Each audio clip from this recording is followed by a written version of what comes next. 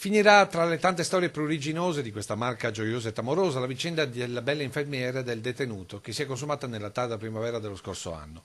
Lui, è il caso di dirlo, oltre che rubacuori, era dietro alle sbarre di Santabona per reati ben più gravi legati ad un assalto con l'esplosivo al bancomat di Zoppola nel Pordenonese. Andrea Viganò, milanese in azione nel nord-est, da 2 anni è in carcere di Santabona. È comunque attivo all'interno della casa circondariale per pulizie ed altri lavoretti ed è durante una di queste attività che incrocia l'infermiera di servizio. Lei, 38enne di Mogliano, cede quasi subito al fascino maledetto e ne nasce una relazione sotterranea che diventa sempre più passionale. E quando non è fisica diventa digitale, con un telefonino che la donna regala a Viganò e che Viganò utilizza di notte per le telefonate intime. Tutto si interrompe quando gli agenti della penitenziaria scoprono il cellulare e con l'unico numero registrato risalgono all'infermiera, che ammette tutto in un fascicolo aperto dalla procura di Treviso.